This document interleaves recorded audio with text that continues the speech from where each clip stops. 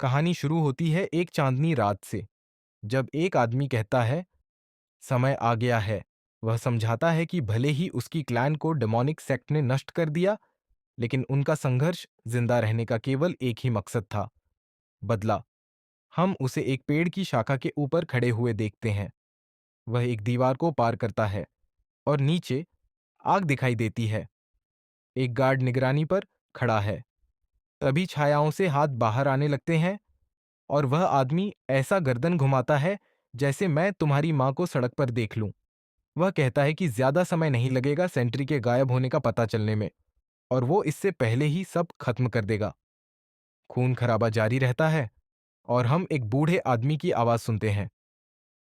बाहर बहुत शोर है। वह ऊपर देखता है और उसकी आंखें गहरे लाल रंग की हैं। बाहर से वह आदमी कहता है, सोचो, जब तुम्हारे अधीनस्थ मारे जा रहे हैं तब तुम शांति से ध्यान कर रहे हो, हमेशा की तरह निष्ठुर। बूढ़ा आदमी जवाब देता है, मैं भी वही बात तुमसे कह सकता हूं। बिना कुछ जाने इधर उधर दौड़ते फिर रहे हो। क्या कोई आदमी पहाड़ चढ़ते समय अपने पैरों के नीचे रेंगते कीड़ों पर ध्यान देता है? बिल्कुल नहीं। वह शिखर को देख रहा होता है। यही है मार्शल आर्ट्स के शिखर तक पहुंचने का तरीका। आदमी कहता है, यह सब बकवास है। और आखिरकार हम जानते हैं उसका नाम है कंग वुइन। वुइन कहता है कि आज वह उसे अपने हाथों से मारेगा, और हमें पता चलता है कि वह बूढ़ा आदमी है, हेवनली डीमन। वुइन दौड़ता है और उसके हाथ से नीली रोशनी चमकने लगती है। वह उसमें बिजली इकट्ठा करने लगता है।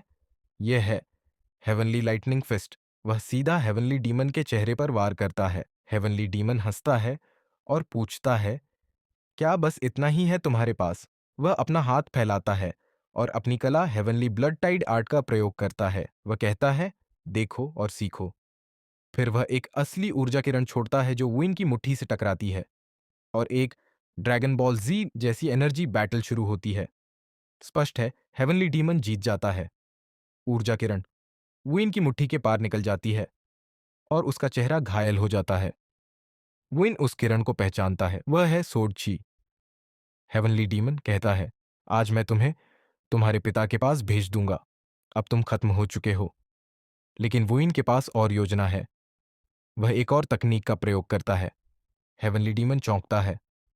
वुइन अब एक और हथेली हमला करता है, हेवनली डिवाइन पाल्म। वह ऊर्जा किरण को तोड़ देता है और हेवनली डीमन हैरान रह जाता है। वह कहता है, मैं विश्वास नहीं कर पा रहा कि मेरी स्टील टेम्परिंग, जो मेरी मुट्ठी को लोहे से भी सख्त बनाती है, तुम्हारे नंगे हाथों से हार गई। वुइन फिर सीधा उसकी छाती में मुक्का मारता है। बिजली उसके शरीर में फैल जाती है और वह दीवार से टकराकर गिर जाता है।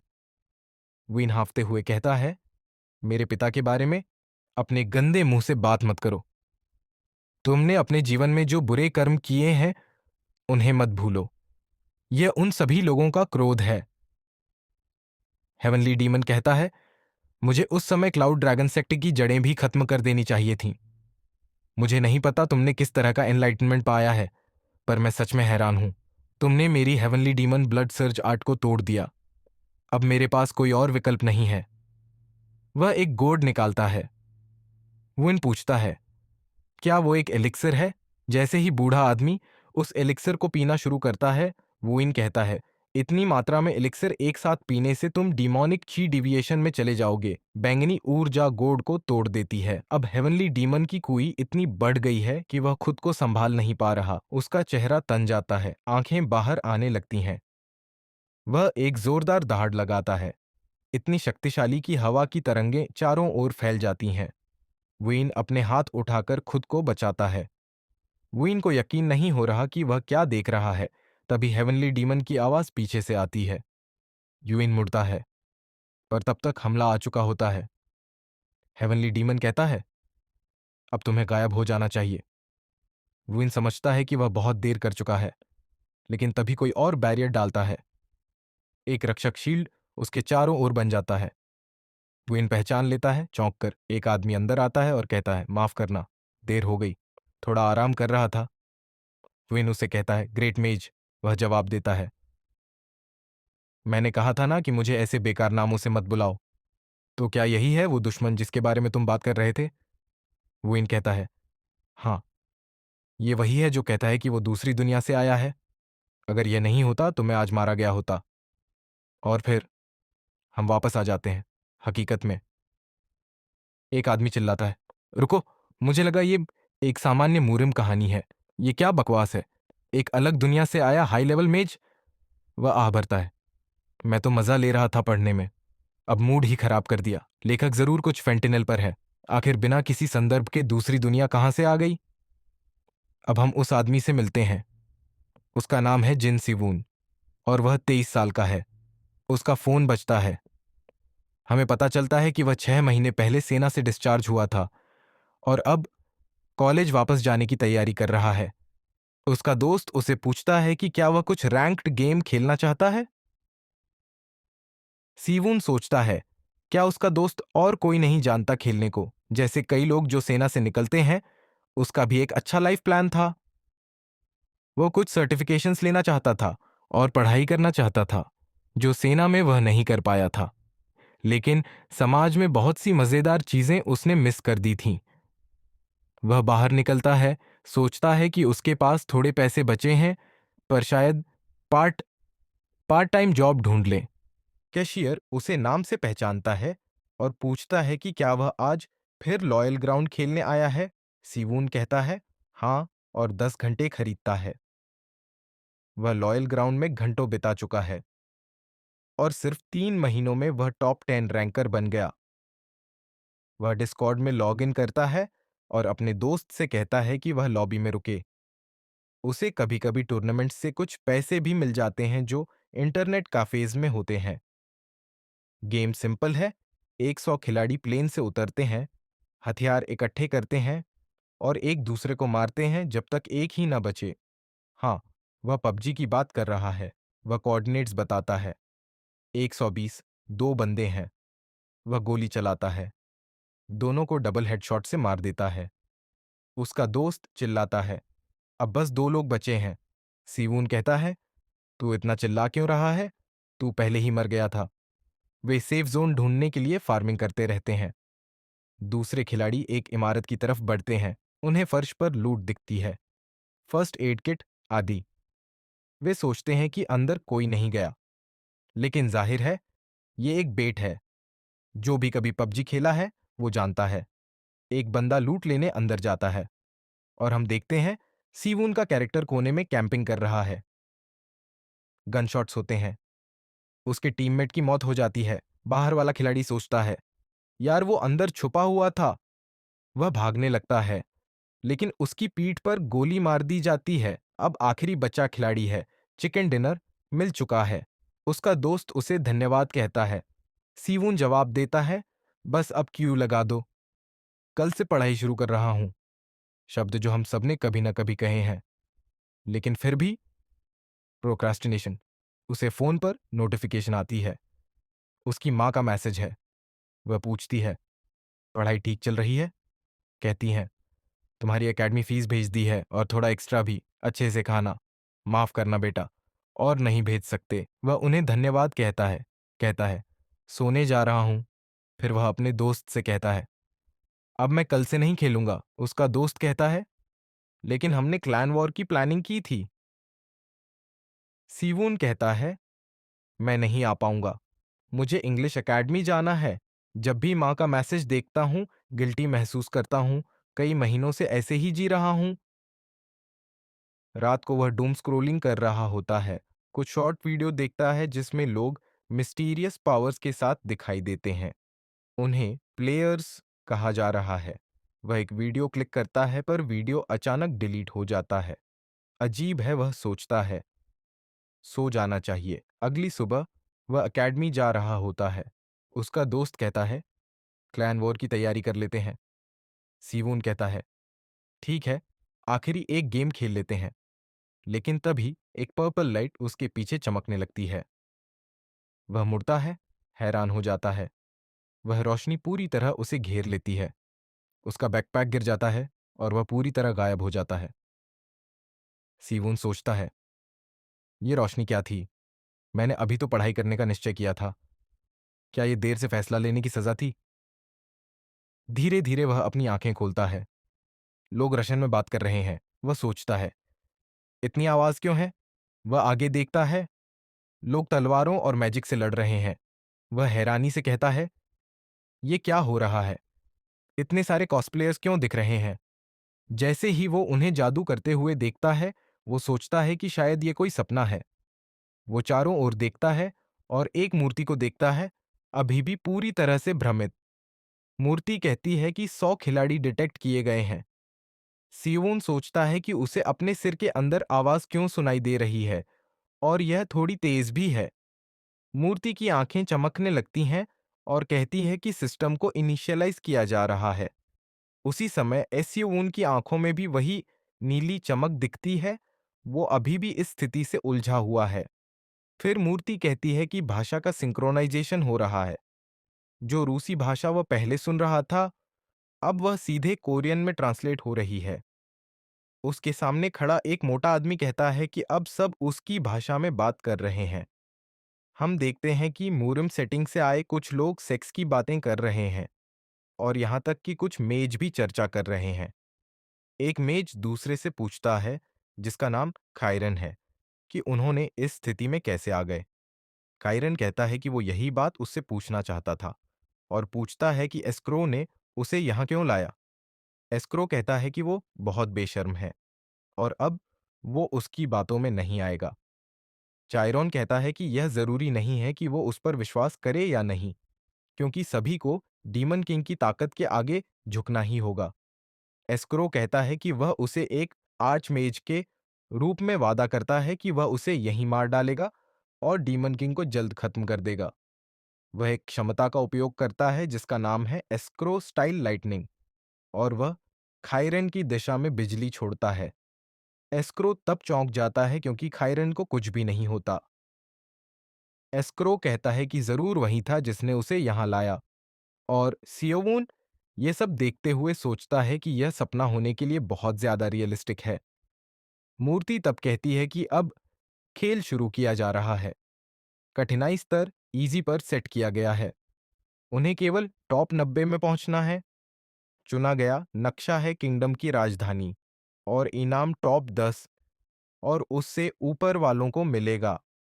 फिर कहती है कि ट्यूटोरियल को स्किप किया जा रहा है और प्रतीक्षा कक्ष में किसी खिलाड़ी पर हमला नहीं किया जा सकता, क्योंकि सब कुछ निष्क्रिय है। नक्शा सेओवून के सामने प्रकट होता है। मूर्ति फिर कहती है कि जो लोग पहली बार क्लॉइड सर्वाइवल में भाग ले रहे हैं, उन्हें एक छोटा सा परिचय दिया जाएगा। यह खेल 100 साल तक चलेगा, और हर दिन जो नक्शा खेला जाएगा वह थोड़ा और सीमित हो जाएगा। यदि वे सीमित नक्शे से बाहर जाते हैं तो उन्हें गंभीर नुकसान हो सकता है। खेल तब तक चलेगा जब तक केवल एक उत्तरजीवी बचा रहेगा। अगर खेल खत्म होता है या आप बाहर हो जाते हैं तो आप अपनी मूल दुनिया में लौट जाएंगे। जो खिलाड़ी टॉप 90 में नहीं आते, वे दोबारा क्लॉयड सर्वाइवल में भाग नहीं ले पाएंगे। जल्द ही वे अपनी पसंद की जगह पर उतरेंगे, अर्गस की दृष्टि की सहायता से, और वहां से आइटम प्राप्त कर सकते हैं और उन्हें उपयोग करके टॉप 90 में प्रवेश कर सकते हैं, और उन्हें शुभकामनाएं दी जाती हैं। सियोन सोचता है कि क्या वह लॉयल ग्राउंड का सपना देख रहा है। स्टेटस विंडो बताती है कि इनाम टॉप 10 और उससे ऊपर वालों को मिलेगा। सियोन चिंता में पसीना बहाते हुए कहता है कि भले ही यह सपना हो, इस तरह के पागल लोगों के बीच होना। हम एक आदमी को देखते हैं जो अपनी चाकू को चाट रहा है। कैसा सनकी है वो। सियोवून समझता है कि वो निश्चित रूप से मारा जाएगा। वह कहता है कि भले ही यह सपना हो, वह मरना नहीं चाहता, और अगर यह वाकई किसी गेम जैसा है, लेकिन इससे पहले कि वह अपनी सोच पूरी कर सके, कोई उसे मैसी हेयर कहकर बुलाता है। वह आदमी पूछता है कि वो इधर उधर क्यों देख रहा है और कहां से है। सियोवून जवाब नहीं देता, और वह आदमी उसकी ओर तलवार लहराता है, पूछता है कि क्या वह उसे अनदेखा कर रहा है। फिर गेम गिनती शुरू करता है, और वह आदमी मुस्कुराता है। वह आदमी पूछता है कि ऐसी स्थिति में वह क्यों मुस्कुरा रहा है, क्या वह पागल है। जैसे ही काउंटडाउन 1 पर पहुंचता है, सियोन कहता है कि मुस्कुराने की एक बहुत सरल वजह है। वह इतना मजेदार सपना देख रहा है, तो वह उसका आनंद क्यों न ले। और उसके पास लॉज, लॉयल ग्राउंड की जानकारी है, जिससे वह ऐसे कमीनों को आसानी से हरा सकता है और जिंदा रह सकता है। अब क्लॉयड सर्वाइवल का पहला दिन है। वे सब हवा से नीचे गिर रहे हैं। कोई जहाज नहीं है, सिर्फ एक आभा से ढके हुए वे हवा में उड़ते हुए नीचे आ रहे हैं। स्योन कहता है कि वे भीड़ भाड़ वाले क्षेत्रों में उतर रहे हैं, जहां ज्यादा आइटम होते हैं। गेम के अनुसार वो सच में अधिक होते हैं, लेकिन वो सोचता है कि बेहतर होगा कि किनारे से शुरुआत की जाए ताकि सुरक्षित रहा जा सके। वह एक घर को देखता है और कहता है कि वो अच्छा होगा और चिल्लाता है, डिसेंड। जैसे ही वह जमीन की ओर सीधा नीचे गिरता है, वह घबराकर चिल्लाता है और सुपरहीरो पोज भी करता है, लेकिन निश्चित रूप से उसे कुछ नहीं होता। वह लैंड करने के तुरंत बाद नहीं हिलता और उल्टी को रोकने की कोशिश करता है, क्योंकि उसे बहुत ज्यादा मोशन सिकनेस है। वह कहता है कि फिलहाल उसे बस घर के अंदर जाना है। फिर उसे झाड़ियों में कुछ आवाज सुनाई देती है, जिससे वह चौंक जाता है। वह दौड़ता है, क्योंकि मोशन सिकनेस की वजह से वह नहीं देख पाया कि उसके साथ कौन उतरा। वह दौड़ते हुए सीधा दरवाजे से घर में घुसता है। वह कहता है कि अगर वह बिना हथियार के दुश्मन के सामने गया तो मारा जाएगा।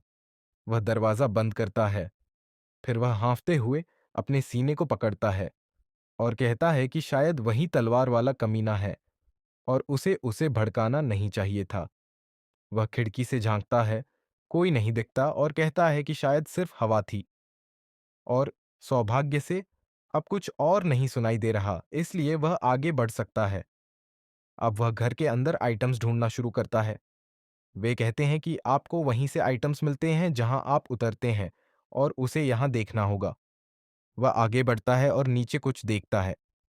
जब वह नीचे देखता है, उसे पता चलता है कि उसने एक हेवी क्रॉसबो प्राप्त किया है। वह कहता है, यह बहुत भारी है, लेकिन फिर भी कुछ नहीं से बेहतर है। जब वह quiver से तीर निकालता है, कहता है कि जैसे ही उसने इसे इस्तेमाल करने के लिए तैयार किया, इसका उपयोग कैसे करना है, ये जानकारी अपने आप उसके दिमाग में आ गई।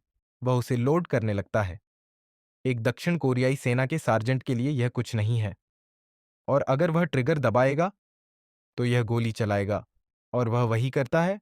और यह बहुत ही ताकतवर होता है, क्योंकि यह दीवार का आधा हिस्सा भेद कर उसे पीछे धकेल देता है। वह इस पर हैरान है कि यह कितना प्रभावी है, क्योंकि यह लकड़ी के भीतर बहुत गहराई तक चला गया। वह कहता है कि अगर वह इसे सही तरीके से सीख ले तो यह बहुत उपयोगी साबित हो सकता है। वह और भी तलाश करता है, लेकिन उसे कुछ और नहीं मिलता। और चूंकि नक्शा इतना बड़ा है, वह और इमारतों की तरफ दौड़ने लगता है। वह कहता है कि अगर वह शुरुआत में दुश्मन से नहीं टकराता तो वह सुरक्षित रूप से फार्मिंग कर सकता है। वह अपना क्रॉसबो ऊपर उठाता है और धीरे धीरे सामने के घर की जांच करता है। एक मेज पर एक स्क्रॉल पड़ा होता है और वह उसके पास जाकर देखता है कि वह क्या है। और स्क्रॉल बताता है कि उसने एक हीलिंग स्क्रोल प्राप्त की है जो छोटी है, और अगर वह इसे फाड़ता है तो उसकी चोटें ठीक हो जाएंगी। वह विश्वास नहीं कर पाता कि ऐसा कोई आइटम सच में है और कहता है कि उसे और रिकवरी आइटम्स ढूंढने चाहिए, और काश उसके पास कोई आइटम बैग होता। फिर वह पास की शेल्फ पर एक चमकती हुई बैंगनी किताब देखता है और उसे उठाता है। यह बताता है कि उसने black star leader martial arts book प्राप्त की है। यह एक मार्शल आर्ट है जो उसे अपनी उंगलियों के माध्यम से डार्क एनर्जी को प्रोजेक्ट करने की अनुमति देता है, और पूछता है कि क्या वह इसे सीखना चाहता है। वह सोचता है कि क्या यह कोई ट्यूटोरियल शुरू करेगा, और जैसे ही वह एक्सेप्ट दबाता है, यह बहुत तेजी से चमकने लगती है और उसके सामने पन्ने अपने आप पलटने लगते हैं। किताब धीरे धीरे विघटित होने लगती है और वह हैरान होता है, अपने हाथों को देखता है और सोचता है कि क्या बस इतना ही था। जब वह अपनी हथेली को घूर रहा होता है तो वह धीरे धीरे महसूस करता है कि ऊर्जा हर सेकंड के साथ और भी ज्यादा बढ़ रही है। इसे परखने के लिए वह मेज से एक कांटा उठाता है और उसमें ऊर्जा भरकर पूरी ताकत से दीवार पर फेंक देता है। हम देखते हैं कि वह कांटा दीवार में पूरी तरह घुस गया है। वह मुस्कुराता है और कहता है कि उसने सच में सिर्फ एक किताब से मार्शल आर्ट सीख लिया है, गेम है। वह इस जगह को अच्छे से देख चुका है, अब वह कहीं और जाने वाला है। जैसे ही वह बाहर निकलता है, कुछ समय आगे बढ़ता है। वह कहता है कि सूरज निकल चुका था जब वह खेती कर रहा था और उसे जल्दी से कोई छुपने की जगह ढूंढनी है। वह सामने देखता है और कहता है कि यह इकलौता घर है जिसमें अभी भी बत्ती जल रही है। बत्ती जलने का मतलब दो ही बातें हो सकती हैं, या तो अंदर कोई दुर्लभ वस्तु छिपी है या फिर शायद कोई व्यक्ति मौजूद है। वह धीरे धीरे अंदर घुसता है, बिना आवाज किए। वह कहता है कि उसे नहीं पता कि उसके आसपास कितने लोग उतरे होंगे, लेकिन अगर कोई है तो या तो वह एकदम प्रो हो सकता है या बिल्कुल नौसिखिया। पहली मंजिल पर उसे कुछ सुनाई नहीं देता।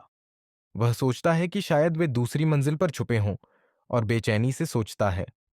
वह कहता है कि उसके पास एक हथियार है और अगर वह ब्लैकर तकनीक से अचानक हमला करता है तो शायद प्रो के खिलाफ भी उसका मौका बन सकता है। वह धीरे धीरे सीढ़ियों पर चढ़ता है, पूरी कोशिश करता है कि कोई आवाज ना हो। वह अपना क्रॉसबो लिया होता है और सीढ़ियों पर चढ़ते हुए उसके सामने एक लालटेन दिखाई देती है। वह सोचता है कि शायद यह एक जाल हो सकता है, क्योंकि इसके ठीक बगल में एक कमरा है। वह सोचता है कि चलो देखते हैं, और दरवाजे को जोर से खोल देता है, जिससे एक बेडरूम का खुलासा होता है। वह इधर उधर देखता है। वह कहता है कि उसने खुद ही एक ड्रामा कर लिया और यह राहत की बात है कि वहां कोई नहीं है। वह बिस्तर के पास एक अंगूठी देखता है और उसे उठाता है। सोचता है कि क्या यह भी कोई आइटम है।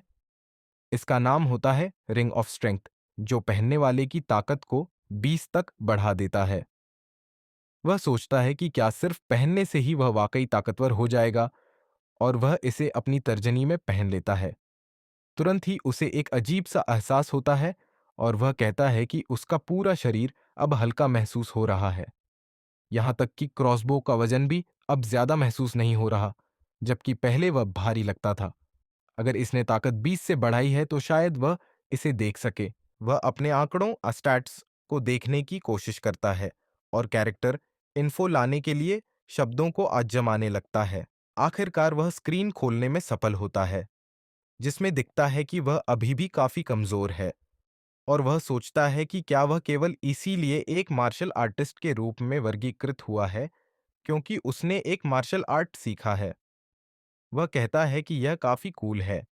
पहले जब उसके पास कुछ भी नहीं था, तब से तुलना करें तो ये बढ़िया है। ये तो सही में गैस है, और वह पहली मंजिल को ठीक से खंगालना चाहता है। उसे एक सबस्पेस रिंग मिलती है, जो संयोगवश वही चीज है जिसे वह पहले चाहता था। वह कहता है कि उसे लगातार अंगूठियां मिल रही हैं, जो काफी सुविधाजनक है। स्टेटस विंडो में लिखा होता है कि कोई आइटम स्टोर करने के लिए उसे उसे पकड़ना होगा और सबस्पेस शब्द कहना या सोचना होगा। अगर वह अपने दूसरे हाथ से अंगूठी को छुए और जिस आइटम को रखना है उसके बारे में सोचे, तो वह अंदर चला जाएगा। वह आइटम बाद में भी सबस्पेस से निकाला जा सकता है, लेकिन अगर सबस्पेस भर गया तो और कुछ स्टोर नहीं किया जा सकेगा।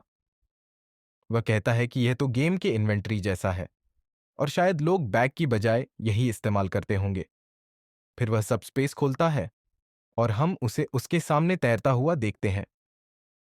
वह हीलिंग स्क्रोल को उसमें डालता है और कहता है कि यह बहुत सुविधाजनक है। अब उसे इसे बैग की तरह साथ नहीं ढोना पड़ेगा, और अगर यह असली जिंदगी में होता तो कितना अच्छा होता। वह सोचता है कि अगर वह इन आइटम्स और मार्शल आर्ट्स को असली दुनिया में ले जा सकता तो ये कितने उपयोगी होते। वह सोचता है कि क्या लोग अब तक एलिमिनेट हो चुके होंगे, और कहता है कि इंटरफेस देखकर उसे यकीन है कि एक किल लॉग जरूर होगा। फिर उसे वह मिल जाता है और वह कहता है कि अब तक सिर्फ एक व्यक्ति एलिमिनेट हुआ है, और वह चाहता था कि 90 लोग बचें, तब तक वह फार्मिंग करता रहे। फिर भी वह कई घरों को तलाशने में सफल रहा और बहुत सारे कंज्यूमेबल आइटम्स हासिल किए। वह इतना भाग्यशाली रहा कि उसे बहुत सारे छिपे हुए हथियार मिले, जो वह अपने ब्लैक स्टार मार्शल आर्ट्स के साथ इस्तेमाल कर सकता है। वह कहता है कि लगता है उसने सब देख लिया है और अब उसे आगे बढ़ना चाहिए। जब तक उजाला न हो, यहां रुकना बेहतर होगा। वेटिंग रूम में जो ताकतवर लोग उसने देखे थे, वे अंधेरे में घूम रहे होंगे और उसके लेवल पर वह उन्हें हरा नहीं सकता। लेकिन अगर वह छिपा रहे और टॉप 10 तक पहुंच जाए, तो वह आज की तरह अच्छे स्टैट्स में पॉइंट्स डाल पाएगा। वह कहता है कि रात में यकीनन कम लोग होंगे, इसलिए सूरज निकलने से पहले उसे शायद किसी और जगह की तलाश कर लेनी चाहिए। अगर उसे कोई अच्छी जगह मिल गई, तो यह जोखिम उठाने लायक होगा। जैसे ही वह निकलता है, वह कहता है कि भले ही वह लगातार घूम रहा हो, लेकिन उसे जरा भी थकान महसूस नहीं हो रही। रिंग ऑफ स्ट्रेंथ वाकई जबरदस्त है, लेकिन ताकत बढ़ने के बावजूद उसे भूख और प्यास महसूस होती है। शायद स्लॉयड सर्वाइवल असलियत के जैसा ही है। वह कहता है कि अब उसे कुछ खाने को ढूंढना होगा और जरूर शहर में कुछ न कुछ मिल जाएगा। नक्शे के अनुसार यह आसपास ही होना चाहिए, लेकिन वह सोचता है कि घर कहाँ है।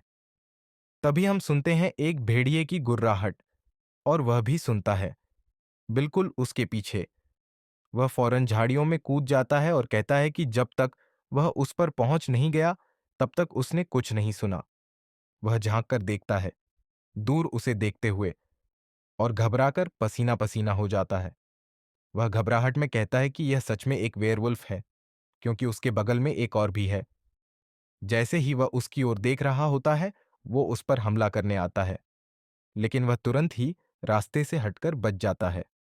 वह हमला उस पेड़ को चकनाचूर कर देता है, और हम देखते हैं कि अब वहां दो हैं जो उसे घूर रहे हैं। मी एंड ब्रो, 48 घंटे के गून सेश के बाद। वह कहता है कि उसे लगा था कि यह एक पीवीपी गेम है, और उसे नहीं लगा था कि यहां मॉन्स्टर्स भी होंगे। अगर उसे पता होता कि कुछ ऐसा भी हो सकता है, तो वह वहीं रुक जाता। वह अब भी नाम का रैंकर है, इसलिए अगर किसी मॉब से मर गया तो बहुत शर्मनाक होगा। उसे दूर एक घर दिखता है और वह आखिरकार वहां पहुंच जाता है। दरवाजा बंद करता है और हाँफता है। उसे बाहर वेयरवुल्व्स की आवाज आती है, और वह सोचता है कि क्या वो वाकई अंदर आने वाला है। जैसे ही वह करीब आता है, वह सोचने लगता है कि ऐसी स्थिति में क्या करना चाहिए। वह दरवाजा थोड़ा खोल कर देखता है और उन्हें बिल्कुल बाहर खड़ा देखता है। वह कहता है कि जैसे वो सूंघता फिर रहा है, लगता है वह उसकी गंध खोज रहा है। अगर ऐसा है, तो वह पहले हमला करेगा। वह क्रॉसबो तैयार करता है और निशाना साधता है, और जैसे ही लक्ष्य सीधा होता है, वह दरवाजे की दरार से गोली चलाता है, जो जाकर जंगल में उसके खोपड़ी के किनारे में लगती है। जैसे ही वह जमीन पर गिरता है, वह हवा में विलीन होने लगता है। वह कहता है कि यह अच्छा हुआ, और रिंग ऑफ स्ट्रेंथ की वजह से वह अब एक हाथ से भी गोली चला सकता है। अब बस आखिरी वाले से निपटना बाकी है। उसने फिर से लौट कर लिया है, और अब वह पीछे मुड़कर देखता है कि वह कहाँ है, और हैरान हो जाता है कि वह अब सीधे दरवाजे के सामने खड़ा है। वह दरवाजा तोड़ देता है, जिससे उसका गाल कट जाता है, और वह डर के मारे मुड़ता है, क्योंकि वह दरवाजे से ऐसे फटता है जैसे कूल एड मैन। उसे समझ आता है कि यह बहुत बुरा है, क्योंकि वह फिर से हमला करने आ रहा है। वह क्रॉसबो उठाता है और गोली चलाता है, लेकिन वेयरवुल्फ अपना हाथ उठाकर उसे रोक देता है। सियून क्रॉसबो गिरा देता है, क्योंकि वह भेड़िया अब उस पर वार करने ही वाला है। वह सोचता है कि क्या यही उसका अंत है। वह कहता है, अभी नहीं, और सबस्पेस से एक हथियार निकालता है, जो शायद सिर्फ एक चम्मच ही है, लेकिन वह उसमें ब्लैक स्टार की मार्शल आर्ट्स शक्ति भरता है, जिससे वह वेयरवुल्फ के आर पार छेद कर देता है, यहां तक कि दीवार भी चीर देता है। सियून कहता है कि वह किसी साधारण मॉब से हारने वाला नहीं है। जैसे ही वह उसकी आंखों के सामने गायब होने लगता है, वह राहत की सांस लेता है और कहता है कि उसे लगा था कि अब गया। फिर वह घुटनों पर गिर जाता है और कहता है, भगवान का शुक्र है, उसने पहले ही वह फेंकने वाला डैगर छुपा कर रखा था, और अगर वह मॉब्स से हार जाता तो बहुत शर्मिंदगी होती। उसके सामने जमीन पर एक छोटी सी थैली पड़ी होती है। वह उसे देखता है और कहता है कि यह जरूर मॉब ड्रॉप होगा, लेकिन जब वह उसे खोलता है तो उसमें सिर्फ पानी और जर्की होता है। वह कहता है कि चलो, खाना तो शिकार करके भी मिल सकता है। काश कुछ और होता। जैसे ही वह खाने लगता है, वह सोचता है कि आसपास का इलाका चेक करना चाहिए। उस इमारत में उसे एक कवच मिलता है और वह कहता है कि यह शायद किसी लॉग जैसा बुलेट प्रूफ है। वह उसे पहनता है और कहता है कि यह थोड़ा बड़ा लग रहा है, लेकिन वह तुरंत उसके शरीर के अनुसार ढल जाता है। स्टेटस विंडो बताता है कि यह एडवांस्ड ओराकैलम ब्रेस्ट प्लेट है और उसकी आग और वायु जादू के प्रति प्रतिरोधक क्षमता काफी बढ़ गई है। वह कहता है कि यह शानदार है और इस असिस से सिर्फ एक या दो नहीं, कई स्टैट्स बढ़ गए। उसे लगता है कि यहां और भी चीजें मिल सकती हैं। जैसे ही वह चीजें ढूंढने लगता है, उसका घुटना किसी चीज से टकराता है, लेकिन नीचे देखने पर कुछ नहीं दिखता। वह सामने लात मारता है और कहता है कि शायद कोई छिपी हुई चीज है। फिर वह उसे उठाता है और कहता है कि यह कपड़े जैसा लग रहा है। वह उसे पहनता है और वह कहलाता है नाइटसी क्लोक। एक बार पहनने के बाद अगर वह अंधेरे में स्थिर खड़ा रहे, तो वह उसमें पूरी तरह से छिप जाएगा। जब वह छिपा होगा, तब वह किसी भी जादू द्वारा पहचाना नहीं जा सकेगा और उसकी आवाजें पूरी तरह से दब जाएंगी। वह कहता है कि यह हैरी पॉटर वाली चीज जैसी है। इसका मतलब है कि अब वह रात में किसी से भी बच सकता है और यह जिंदा रहने के लिए सबसे बढ़िया चीज है। इसके साथ वह जितना चाहे जिंदा रह सकता है। उसे आश्चर्य होता है कि बीच जंगल में यह घर कैसे था, लेकिन यह एक फार्मिंग स्पॉट निकला और उसे लगता है कि आज उसकी किस्मत काफी अच्छी रहने वाली है। रात तक वह जंगल में चल रहा था, कह रहा था कि उसने अब तक किसी को नहीं देखा और शायद ऐसा इसलिए हो सकता है क्योंकि वह यादृच्छिक स्थान पर गिरा था।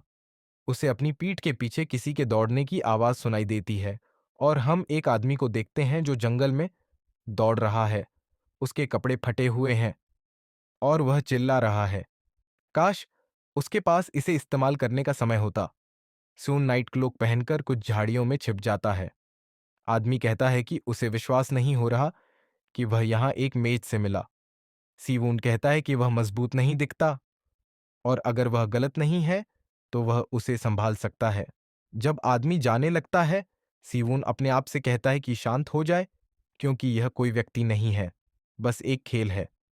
यह सोचते हुए कि वह उसे मारने में क्यों संकोच कर रहा है, एक आदमी फिर से स्क्रो फ्लेम नामक जादू का उपयोग करता है और इसे सीधे सीवून के पास भेजता है। जब आदमी मुड़ता है, उसे सीधे पीठ में लग जाता है। उन पीछे के शॉट्स में आग थी। सेई आउन सोचता है कि क्या वह आदमी मर गया और फिर आश्चर्यचकित हो जाता है। कहता है कि क्योंकि कोई लाश नहीं है, सिर्फ एक बक्सा है। लगता है कि वे निश्चित रूप से एक खेल में है जो उसमें जो आइटम थे उन्हें संग्रहित करता है। लेकिन वह सोचता है कि आग कहां से आई। हम फिर से बड़े नथुनों वाले आदमी को देखते हैं जो कहता है कि उसे विश्वास नहीं हो रहा कि जो आदमी जादू भी नहीं चला सकता था, उसने उसके आइटम चुराए। वह कहता है कि वह दुर्भाग्यशाली है, क्योंकि अगर वह सिर्फ एक तलवार से मर जाता, तो उसे जलने के दर्द का अनुभव नहीं होता। से आओन कहता है कि वह सौभाग्य से उसे नहीं देख पाया और बस चलता गया, और यह क्लोक वाकई में बहुत प्रभावी है। किसी कारण से वह कहता है कि उस आदमी को गर्व महसूस करना चाहिए कि वह उसकी हाथों से मरा, लेकिन वह नाम खायरोन का उपयोग करता है। नामों को लेकर थोड़ा उलझन में है, लेकिन बड़े नथुनों वाला आदमी जांचने के लिए जाता है कि उस आदमी ने क्या गिराया। स्यून कहता है कि जो आदमी मरा वह एक खिलाड़ी था, जैसे वह खुद, और वह अगला व्यक्ति हो सकता है जिसे यह आदमी शिकार बनाएगा। एक पल में अगर वह संकोच करता है तो कोई उसे मार डालेगा और उच्च रैंक प्राप्त कर लेगा। अगर ऐसा है और अगर वह सच में जीवित रहना चाहता है, तो उसे पता है कि उसे क्या करना होगा। जब बड़े नथुनों वाला आदमी आइटम्स की छानबीन कर रहा होता है, हम पीछे से एक हमला होते हुए देखते हैं। फिर वह महसूस करता है कि यह उसके बैरियर को छू रहा है, जिससे वह मुड़ता है और हम देखते हैं कि उसका बैरियर टूट रहा है। बड़े नथुने सोचते हैं कि शायद उसने बहुत शोर मचाया है। कहते हैं कि यह सब उस कमीने की गलती है। सी वुंड फिर अपनी अंगुली को ट्रिगर की ओर उठाता है और इसे दबाता है, जिससे एक और बोल्ट निकलता है जो फिर से बैरियर को तोड़ता है। बड़े नथुनों वाला आदमी कहता है कि अगर ऐसा चलता रहा तो उसका बैरियर टुकड़ों में टूट जाएगा। हम एसीओ को अभी भी नाइट क्लोक में देखते हैं। बड़े नथुने नहीं बता सकते कि वह कहाँ है, लेकिन उन्हें स्थान का अंदाजा है। इसलिए वह उसकी दिशा में एक आग का गोला भेजते हैं। वह पूछता है, तुम कहाँ छिपे हो?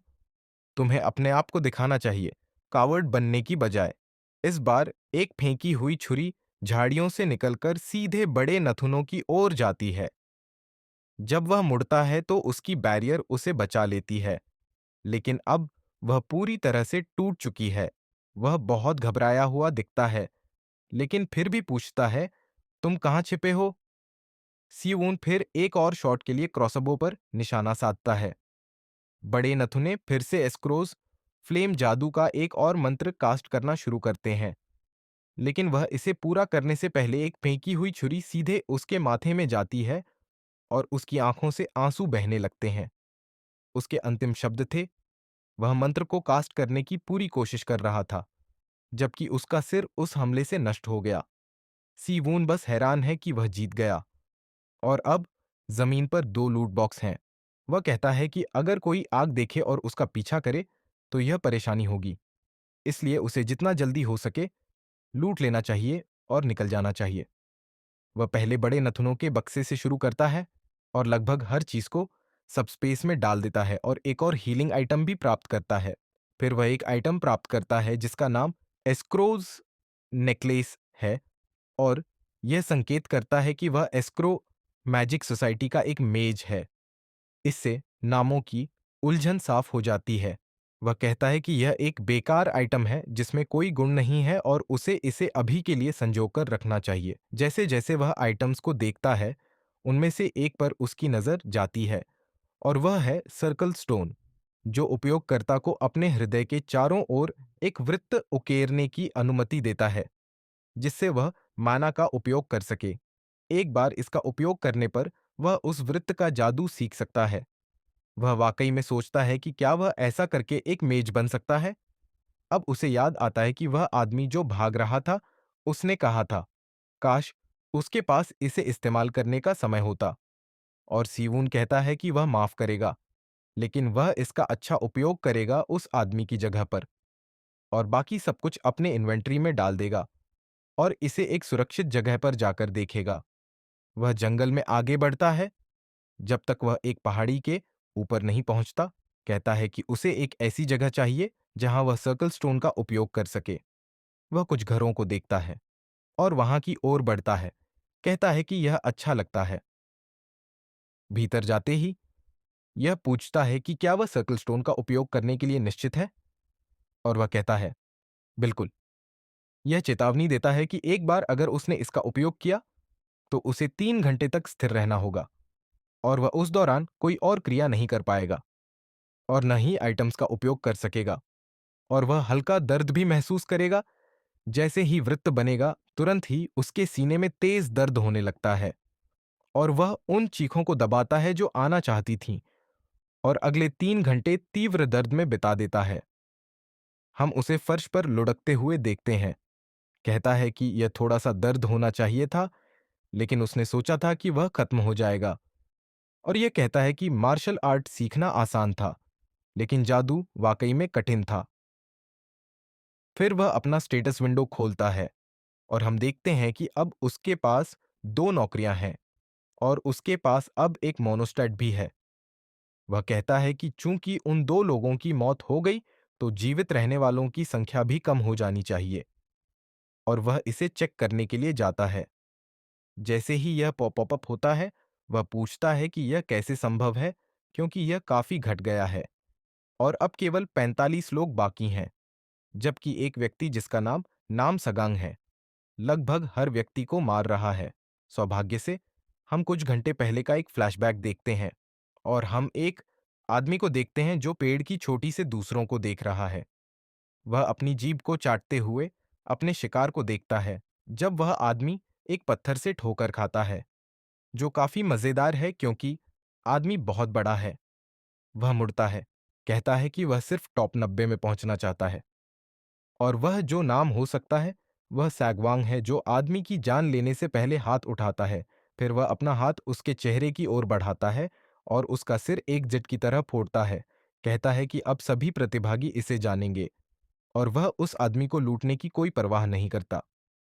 वह कहता है कि वह बस उन्हें अपना नाम जानने देना चाहता है, और बेशक वह सागवांग है।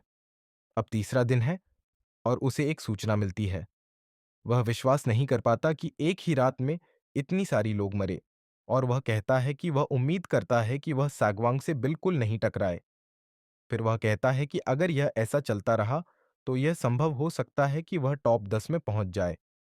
शुरू करने से पहले उन्होंने उस रैंक को प्राप्त करने वालों के लिए एक इनाम की घोषणा की थी, और वह सोचता है कि वह क्या हो सकता है। उसकी अनुमान है कि यह पैसे और आइटम्स होंगे, लेकिन अगर यह इस दुनिया में उसने जो स्किल्स और आइटम्स हासिल किए हैं उन्हें असली दुनिया में इस्तेमाल करने का मौका हो।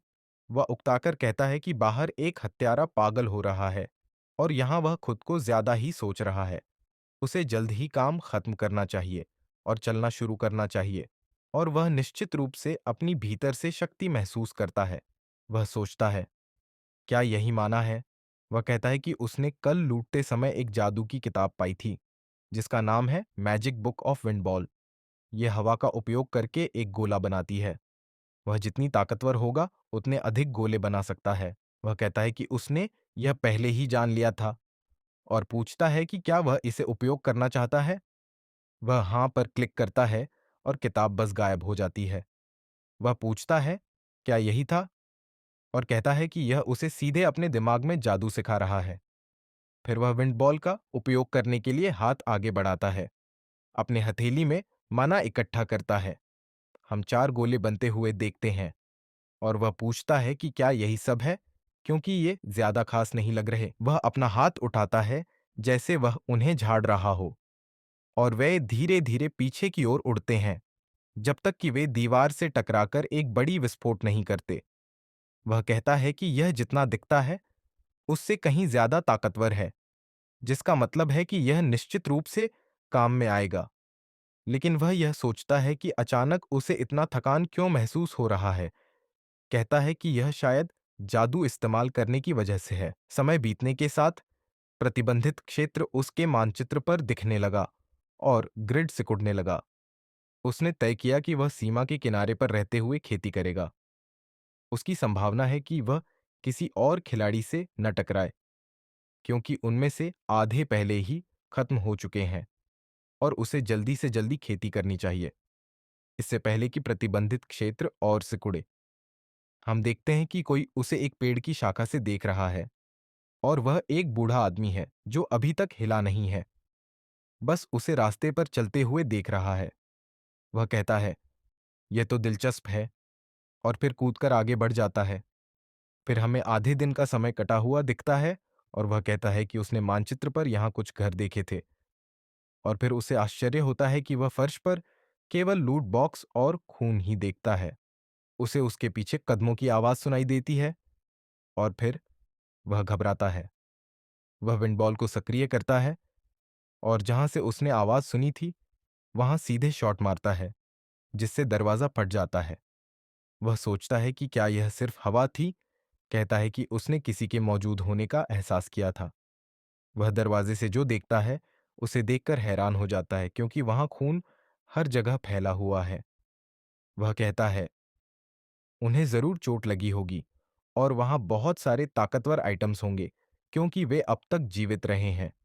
हो सकता है कि मैं उन्हें मार सकूं क्योंकि वे कमजोर हो गए हैं, और निश्चित रूप से उनके पास अच्छे आइटम होंगे। वह अपने जीवन की प्राथमिकता तय करते हुए बाहर निकल जाता है, और हम दूसरी तरफ दरवाजे से देखते हैं कि जब वह चला जाता है तो वह आदमी पूछता है, क्या वह चला गया? कहता है, ईश्वर का शुक्र है, और शुक्र है कि वह जल्दी छिपा था, वरना वह मारा जा सकता था। हालांकि अगर वह घायल ना होता तो वह उसे आसानी से निपटा सकता था, और अब उसे जल्दी से लूट लेना चाहिए और निकल जाना चाहिए। तभी उसे सीधे सिर के एक तरफ एक तीर लगता है, और वह महसूस करता है कि उसे गुमराह किया गया है। जैसे ही उसका शरीर गायब होने लगता है, हम देखते हैं कि स्योवुन दूर से यह सब देख रहा था, और उसे धन्यवाद देता है कि उसने जाल में फंसने के लिए खुद को गिराया। वह कहता है कि वह जल्दी से खेती करेगा और प्रतिबंधित क्षेत्र के किनारे जाएगा। फिर हमें वही बूढ़ा आदमी सुनाई देता है जो पहले कहता है कि वह काफी कुशल लगता है। सिवोन महसूस करता है कि उसने अपनी सतर्कता छोड़ दी थी, और वह आदमी कहता है कि डरने की कोई जरूरत नहीं है, क्योंकि वह बस उससे कुछ सवाल पूछना चाहता है। भाई, तुम्हारे मन में बहुत विचार होंगे। सिवोन पूछता है कि वह कौन है, और वह कहता है कि वह शायद उसे तब भी नहीं जान पाएगा अगर वह बताता है, क्योंकि वे सभी अलग अलग जीवन जी रहे हैं। सेऊन कहता है कि वह अब तक जिनसे मिला है उनसे बहुत अलग है, और वह बूढ़ा आदमी पूछता है कि क्या उसने पहले कभी ऐसे खेल में भाग लिया है। सेऊन पूछता है कि वह खेल से क्या मतलब है, और बूढ़ा आदमी कहता है कि उसने उसे कुछ समय से देखा है और वह काफी तेजी से अनुकूलित हुआ है, और उसे यकीन है कि वह पहले से जानता है कि यह असली नहीं है। सेऊन सोचता है कि वह कितने समय से उसे देख रहा था, और वह उसे कैसे नहीं देख पाया। वह कहता है कि यह पहली बार है जब वह यहां लाया गया है, लेकिन उसने अपनी दुनिया में ऐसा कोई समान खेल खेला है। बूढ़ा आदमी कहता है कि यह बहुत दिलचस्प है, और सेऊन कहता है कि उसके रूप रंग से वह निश्चित रूप से उसी दुनिया से नहीं है। बूढ़ा आदमी कहता है कि लगता है अंधेरा हो गया है, और सेऊन कहता है, हाँ, और यह तीसरा दिन है। बूढ़ा आदमी पूछता है कि क्या उसकी दुनिया में चाँद यहाँ जैसा बड़ा है।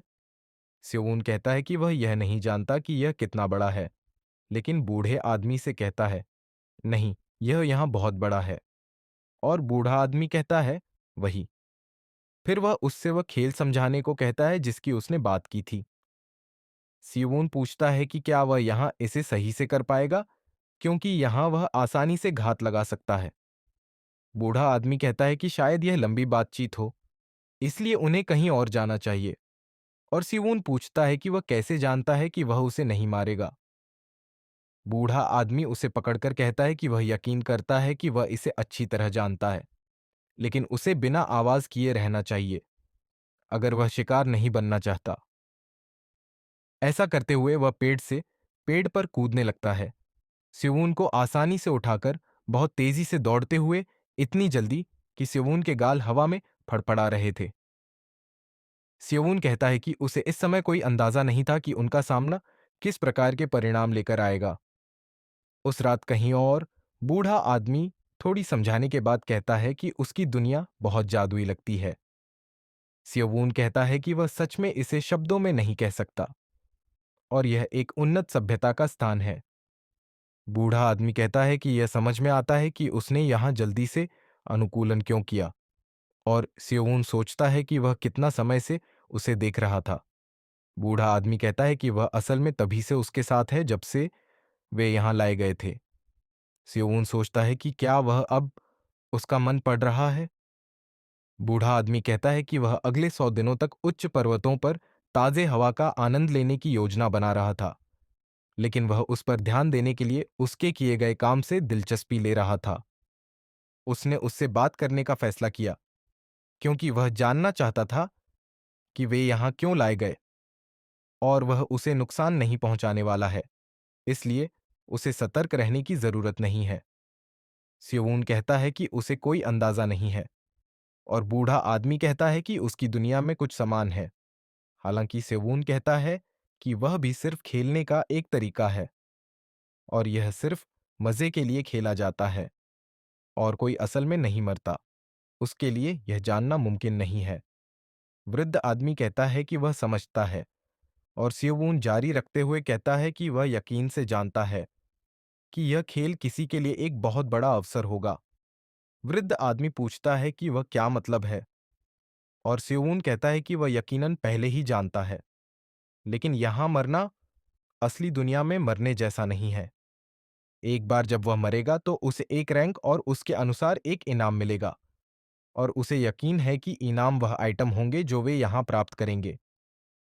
वृद्ध आदमी पूछता है कि क्या वह इसका मतलब उसकी शरीर पर जो आइटम है, और सियोवून कहता है कि सिर्फ ये नहीं, बल्कि वह सभी कौशल और मार्शल आर्ट्स भी जिन्हें उसने सीखा है। बेशक उसके पास इसे साबित करने के लिए कुछ भी नहीं है। वृद्ध आदमी कहता है कि जादू निश्चित रूप से दिलचस्प है। पूछता है कि क्या यह सच में एक अवसर है। सिवून उसे बताता है कि वह यकीन से जानता है कि उसे इनकी जरूरत नहीं होगी, लेकिन जो लोग जीवन में कई संघर्षों से गुजर रहे हैं, उनके लिए ये क्षमताएं उन्हें बदल सकती हैं। वृद्ध आदमी पूछता है कि उसे क्या लगता है कि उसका जीवन बिना संघर्षों के है। सिवून कहता है कि वह एक मार्शल आर्ट्स मास्टर जैसा लगता है, तो वह यकीनन अपनी दुनिया में अनुयायी रखता होगा, और यह किसी ऐसे व्यक्ति से कहीं अधिक है जो अपनी दुनिया में वास्तविक उपयोग नहीं रखता। इसलिए वह कह रहा है कि यह उन लोगों के लिए एक बहुत बड़ा अवसर होगा जो संघर्ष कर रहे हैं। वृद्ध आदमी जोर से हंसता है और कहता है कि वह सच में कुछ दिलचस्प बातें कहता है, और स्योवून उसे चुप रहने के लिए कहता है। वृद्ध आदमी फिर पूछता है कि वह बार बार हवा को क्यों छू रहा है, और स्योवून कहता है कि उसे शायद यह नहीं पता कि मानचित्र को कैसे चालू करना है। उसने उसे अपनी दुनिया में उपयोगी हो सकने वाले कुछ टिप्स और ट्रिक्स बताई थीं, और उसने उसकी कुछ कहानियां सुनी थीं। सुबह जल्दी आ गई। वृद्ध आदमी हल्के से जमीन पर थपथपाता है और कहता है कि यह सुबह हो चुकी है, और उसे लगता है कि उसने उसका बहुत समय लिया है, क्योंकि वह स्योवून को जमीन पर छोड़ देता है। स्योवून कहता है कि बिल्कुल नहीं, क्योंकि उसके साथ रहना शायद सबसे सुरक्षित तरीका है। वह उसे बताता है कि उसे उसकी कहानियां सुनकर मजा आया, और वृद्ध आदमी कहता है कि चूंकि उसने इस खेल के बारे में बहुत कुछ सीखा है, वह सोच रहा है कि क्या वह उसकी मदद करने के लिए कुछ कर सकता है।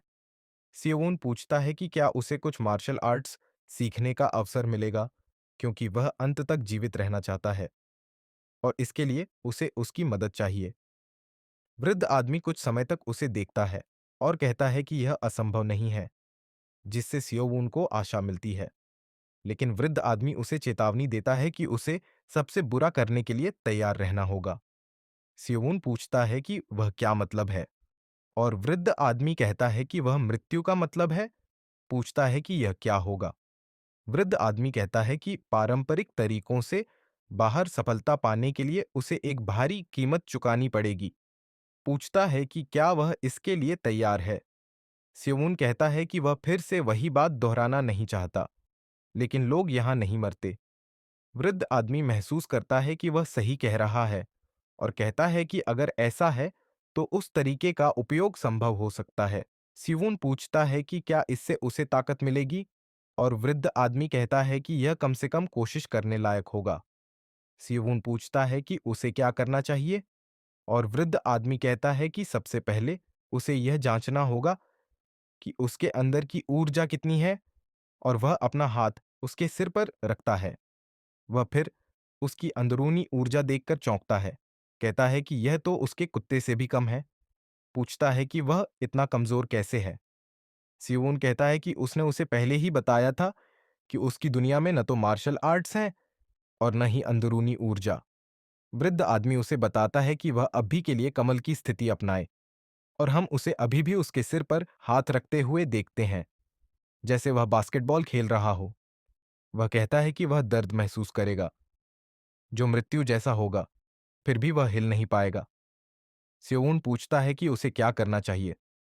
वृद्ध आदमी उसे बताता है कि उसे इसे सहन करना होगा, क्योंकि अगर वह ऐसा नहीं करता तो वह मर जाएगा। जैसे ही वह अपनी चिको स्थानांतरित करना शुरू करता है, स्योवून कहता है कि उसकी सारी इंद्रियां तेज हो गई हैं।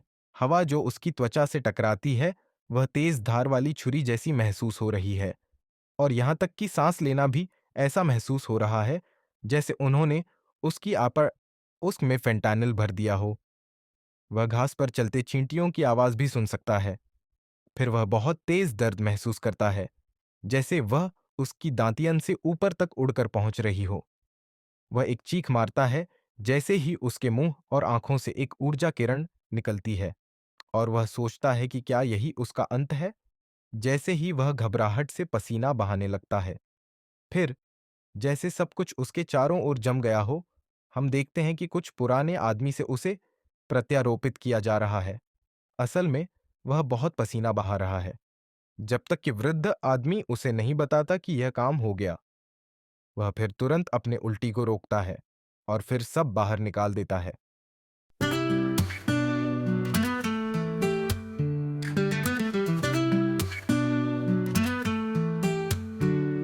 I was walking through the dark till your smile lit up my heart. Every beat, every breath I take feels like love I can't fake. You showed me the colors in the rain, took away my every pain. Now I'm not the same. Only you make my skies turn blue. When I fall, when I break, you're the one who makes me brave. Only you, I was lost and I found you. This love is true. Only you.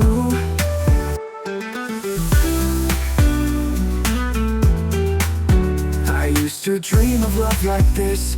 Now it's real in every kiss. Every moment, every glance feels like fate gave us a chance. You turned the silence into song. With you I finally belong. Only you make my skies turn blue. When I fall, when I break, you're the one who makes me brave. Only you, I was lost and I found you. This love is true. Only you.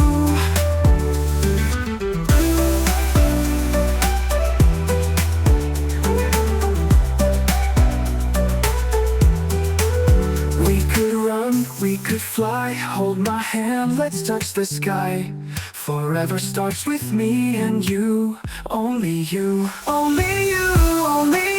make my dreams come true. In this world, in this life, you're my peace, you're my light. Only you, I was lost and I found you. This love is true. Only you.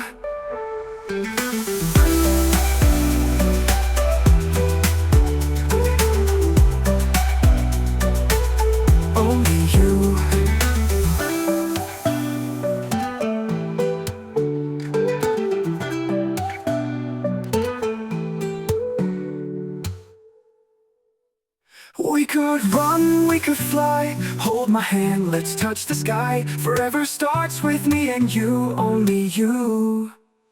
Only you, I was lost and I found you. This love is true.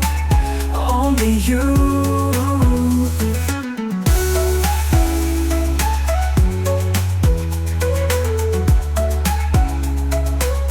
Only you.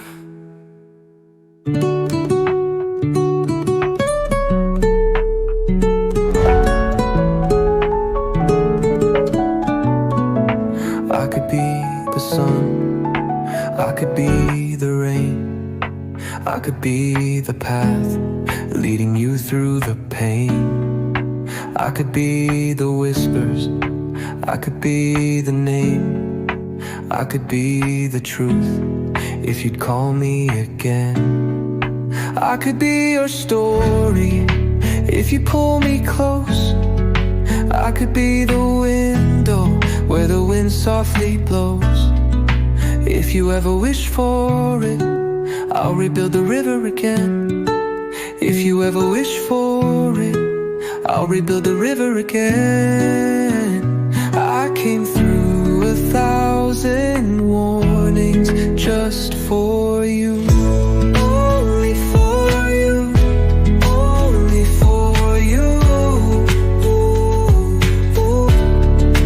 Only for you, only for you, only for you.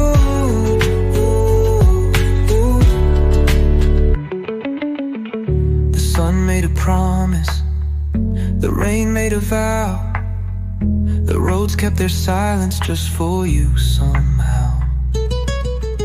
The dust of the world spinning round and round, I gave into it all just to be around. I could be your story if you pull me close.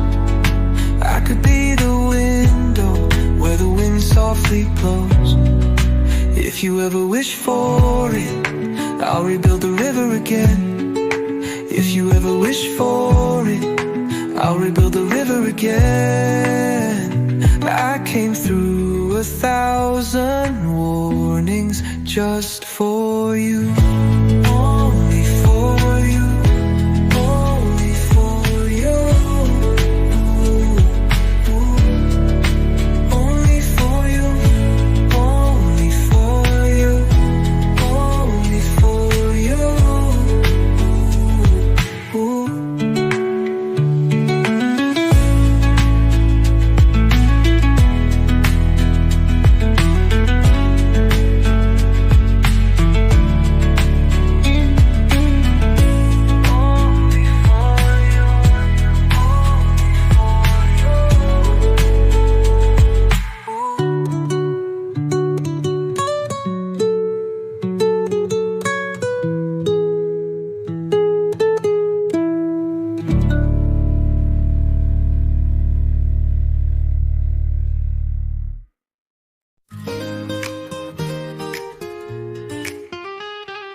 Late night talks and coffee sips, you and me on a love trip. Every smile, every sigh, feels like stars are falling from the sky.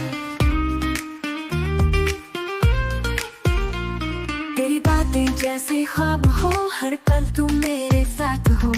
दिल ये कहने लगा, तू ही मेरी हर दुआ। तेरे मेरे vibes match करते हैं, hearts like ours they just begin। पल दो पल में इश्क हो गया, तू मिला तो सब कुछ मिल गया। No need to say a word tonight, your eyes speak and it feels so right।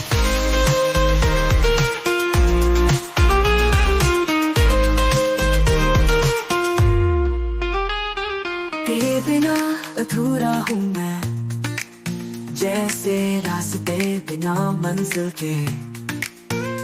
तेरी हंसी में बसा है जहाँ, तू जो कहे तो चल दूँ कहीं। Baby, when you call my name, the world just stops, it's not the same. You're the rhythm in my soul, you complete me, you make me whole. तेरे मेरे vibes match करते हैं, hearts like ours they just begin। पल दो पल में इश्क हो गया, तू मिला तो सब कुछ मिल गया।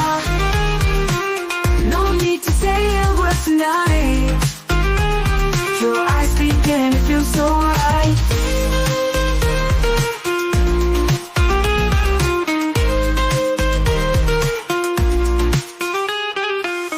चांद भी शर्माए जब तू पास हो, तेरे बिना सब कुछ उदास हो। Hold me close, don't let go, we've got a love the world should know। तेरे मेरे vibes match करते हैं, hearts like ours they just begin। पल दो पल में इश्क हो गया, तू मिला तो सब कुछ मिल गया। No need to say a word tonight, 'cause baby we're just pure light।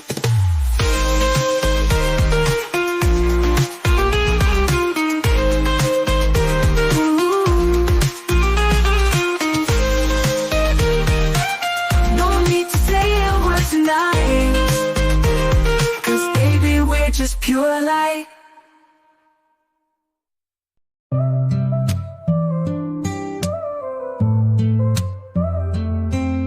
Your eyes, they shine like the stars at night.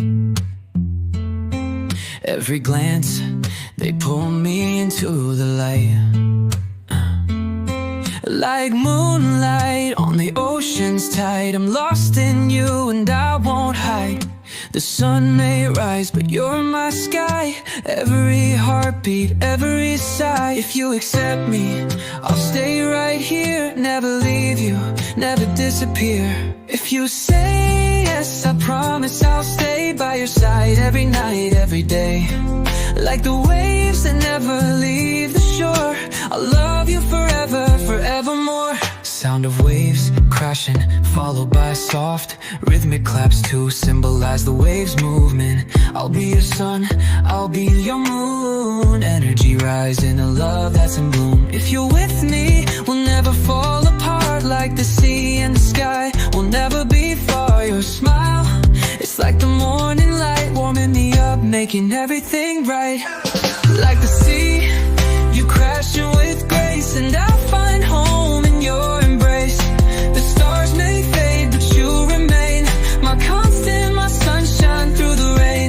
If you accept me, I'll hold you tight through the darkest hours, through the light. If you say yes, I promise I'll stay by your side. Every night, every day.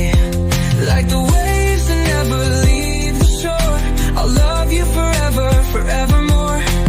Waves crashing, your love like the tide, never going, always by your side. Like the stars that light up the dark, I'll love you forever, you're my spark. If you say yes,